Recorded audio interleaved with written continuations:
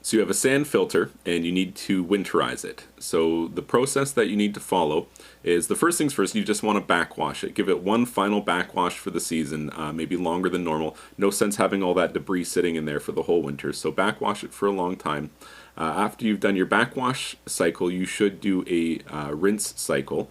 Now, not every sand filter will have that. Basically, just read the turbo head itself, and it'll have all the different settings. If you have a backwash, take a look and see if you have a rinse or a clear setting. And if you do, all that's doing is just rinsing the debris out that might be now sitting inside that multi-head valve itself, or multi-port valve itself, because you've just passed all that debris through it. So that just prevents any of that debris from gumming up the works when you go to change your filter settings. So if you have it, you should actually always do that, but when it comes to winterization, it's even more important. So you want to backwash the system, then rinse it, then set it to recirculate or whirlpool. Depending on how old your filter is, it'll have one of those two settings.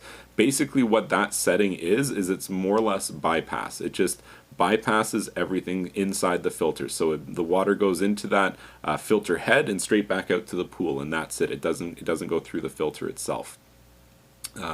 Once you have it set on recirculate like that, what I do is I remove all of the components. So that would be the sight glass on the discharge line. Sometimes sand filters have a little air relief. Basically, it's just a little turn valve.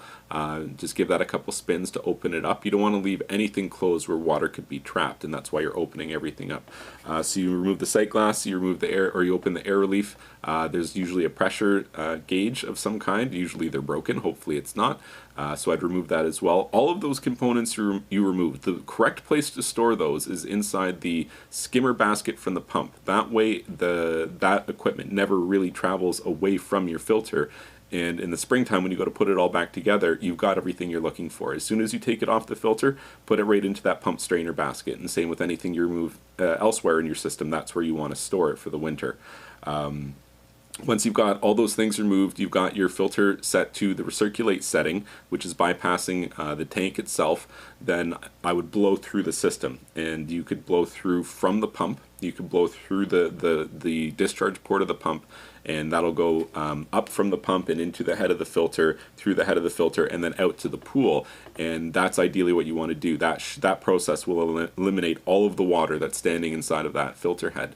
And as a final thing to deal with the filter head, you need to set it to the winterize position, or if you don't have a winterize position because your filter's old, then just go in between any two settings. So by in between, I mean you push down so that you can turn the dial valve. So push it down and turn it, but don't turn it all the way to the next setting where it drops down. Just leave it lifted up like that, rest it on the edge.